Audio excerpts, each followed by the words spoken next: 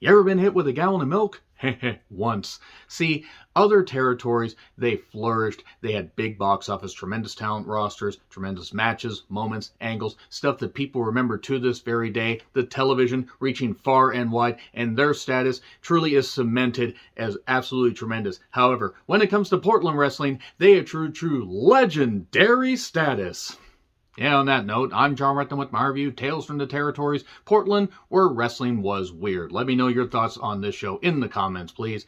Portland Wrestling, owned by Don Owen, and a family business run for many years. It was on Portland television, cable access, basically. It was local affiliates, all this stuff, like the tremendous amount of talents that came through. Princess Victoria, who's on this panel. When the Bushwhackers were the sheep herders, Luke and Butch. I mean, Luke's on this, and he tells some great stories. Mike Masters, who unfortunately, at the end of the show, it was shown that he passed away earlier this year. Rest in peace, Mike Masters. And also Len Denton, the grappler. This was great. This was great because while Portland is only 4 hours from my house on a good day, because traffic, on this particular side of the Pacific Northwest is absolute goddamn ass. Portland wrestling is still remembered to this very day for featuring a lot of hot angles, a lot of passionate wrestling fans, and just a great talent roster. Playboy Buddy Rose is responsible in large part for a lot of this footage surviving because he was a big star here, a great heel. I mean, I say here, even though Portland, again, is a number of hours away, but in the Pacific Northwest, he was hated, yet also respected because he was great. He played his role well.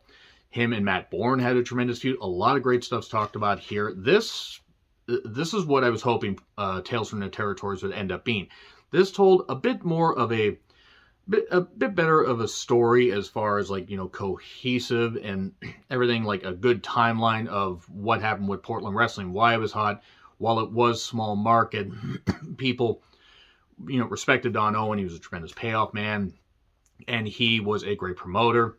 Did, shows in like Longview, Tacoma, Seattle, Portland, Salem, Eugene, Medford, hit other shows and everything. I wish I had been able to see some of the shows in Seattle. I mean, it was a bit before my time where I would have been able to see that, but it's just great to some of this footage. And this is great because everybody can talk about wrestling without having to endure a lot of the bullshit with the modern stuff, even though there's some good stuff going on in the modern product. This is just great. And Princess Victoria, you may remember her. You may remember me from such shows as you may remember her from the Fabulous Moolah Dark Side of the Ring episode, where I get why she said what she said, but by the way, fuck the Fabulous Moolah. It's not going to be the only time I mention her. And this was cool because you got to see old footage of Don Owen. You got to see how he was respected.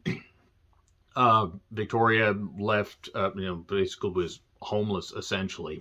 She left home at age 14. She was brought in to the business and very well appreciated it. And the other talents appreciated her. She worked hard, took a lot of hard bumps. They talk about one a little bit later.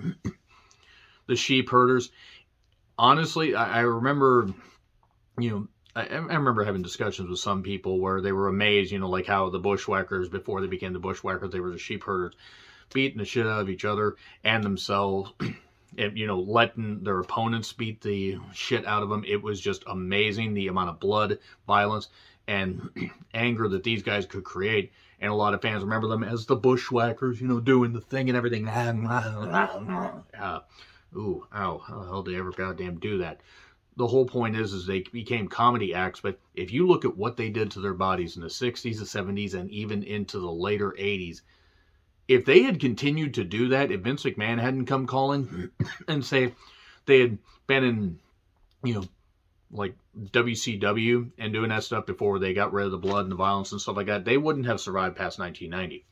The Bushwhackers gimmick gave them a lot of merch money, and also preserve their bodies. It's a miracle that these guys are living to this very day because they're in their mid-70s, and you saw how they moved in the late 80s, early 90s. I mean, they could barely move because they had given their bodies literally to this business.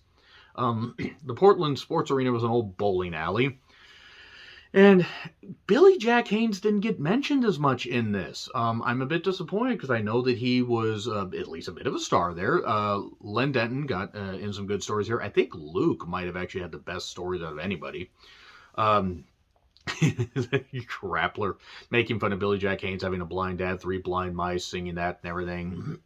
The bleachers could be brought in if the crowd wasn't as full, and even though it was an old bowling, or maybe it was a current bowling alley. I mean, it just the fact that they were able to turn a bowling alley into a local TV studio wrestling setting showed the ingenuity of Don Owen and the fact that he saw the progression and saw a way to do something to broadcast what you could see. Come to the house shows, you will see what's going on. Elton Owen, who was a drunk and not that well respected, he helped promote. He was Don Owens' brother, by the way, just in case you didn't get it by the last name. And somebody wanted to play a trick and put a cigar down their, his cigar down their pants, and then he went to smoke the cigar. What the hell?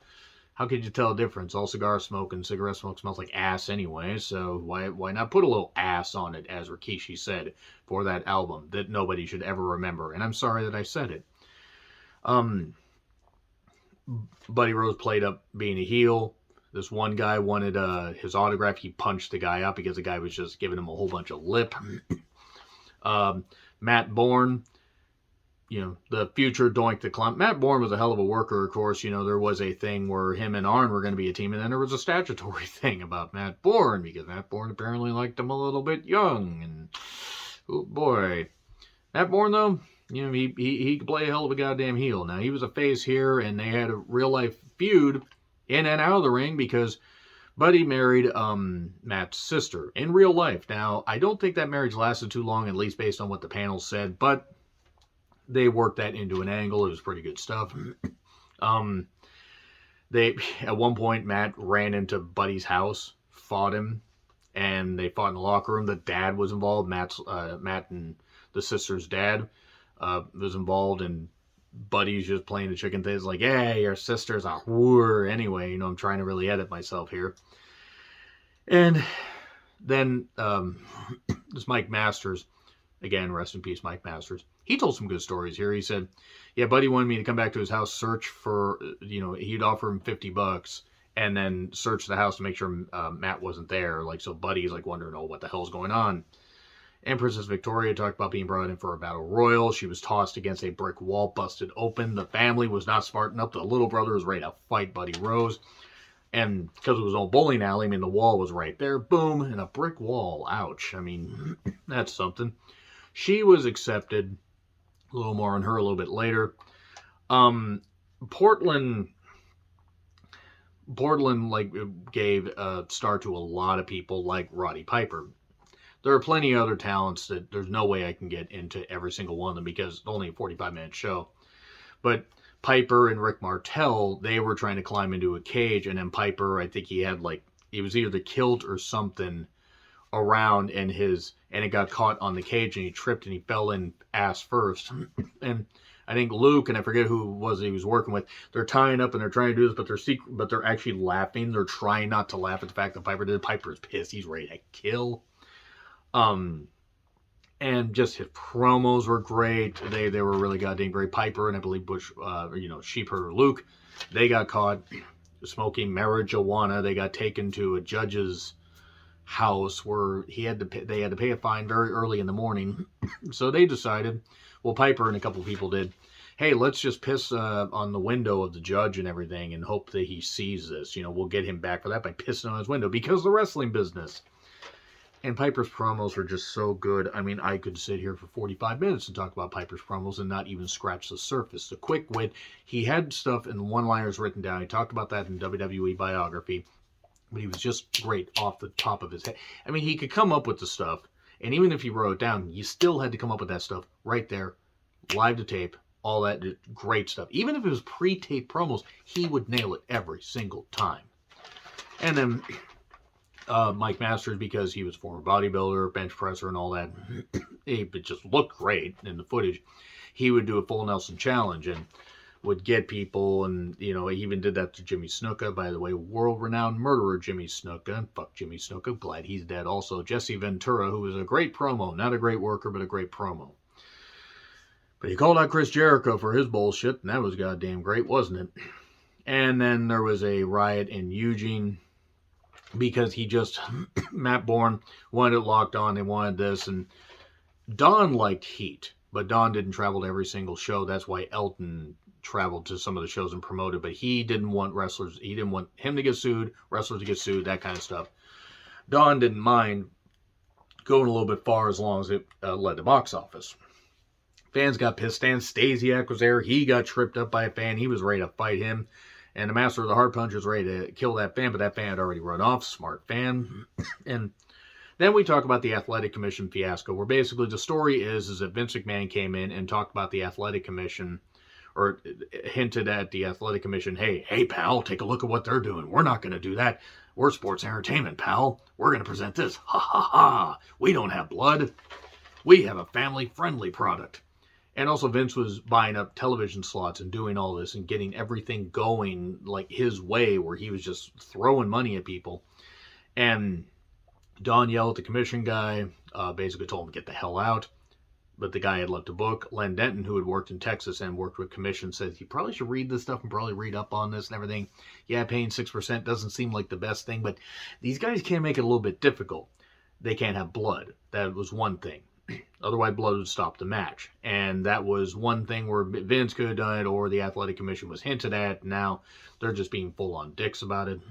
John Nord, the Barbarian, Huss, decides, hey, let's do something with Bryan Adams. No, not the summer of '69 Bryan Adams, but, the former Crush and various other... He had a lot of incarnations as Crush, now that I think about it.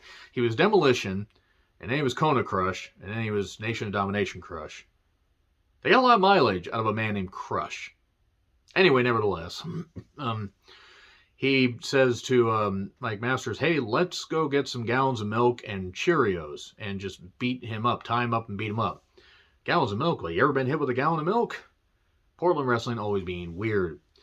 And they were known as actually it was Len Denton. I'm sorry, it was Len Denton, not Mike Masters. But the Grappler and him were called the Breakfast Club. Don't you forget about me. And it was good. This was good. This was good stuff. But then blood would still flow. The TV was going to get pulled. And a little more on that in a second.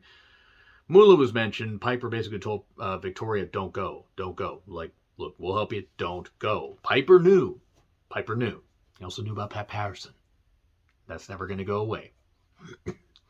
But unfortunately, she had to go because Moolah had a stranglehold on many women and also the women's wrestling industry in general, because Moolah was a piece of shit and a goddamn atrocity and deserved every bad thing that ever happened to her. And I hope she suffered mightily in the pain, ate at her until she wanted to die, but she wouldn't. She wouldn't die. She wouldn't fucking go away. But she finally did die, and now she's rotting in hell. But the Bushwhackers were formed because talents were leaving. They were getting offered more money. And that's why Luke said that's why we went there, because more money. Well, also, they didn't have a lot of territories to go to. They were in their early 40s. And they were beat up. They were beat up. And that's not knocking. But they were beat to shit. Portland did last longer than most. It lasted into 1991. I think, as far as the territory, but the TV got pulled because Vince was offering money. Don Owen wasn't paying anything. TV guy left. The guy that was basically, keeping their TV alive, but the new president's taking over. Well, it's not probably going to last all that long. And it didn't. Their last broadcast was sometime it was in the early 90s. I don't have the exact date. But Buddy had saved some of the footage because he had taped it all. Don Owen kept using the same tape. Jerry Jarrett did the same thing. That's why so much footage, thanks to other historians and everything, exists. Thanks to popular wrestling, passionate wrestling fans, wrestling historians. And then from there, Portland wrestling, its legacy is one of, crowds maybe weren't the most, lavish as far as size. They were passionate. There were great feuds, great moments. Don Owen, well-respected promoter. And next week is World Class Championship Wrestling. That's going to be interesting. David Manning, I didn't see who the hell else was on the goddamn thing. I imagine Kevin Von Erich's probably going to be on there. I don't know who else could really be on there. I would like to see Bill Mercer on there, but Bill Mercer is approaching 100 years old, assuming that Bill Mercer is still alive. And I don't know if he'd want to travel. But nevertheless, that's Portland Wrestling for you. Next week, World Class, and we'll see where the rest of the season goes. We're getting near the end of the season, though. World Class, Jim Crockett. There's one other. And I don't remember what the other is.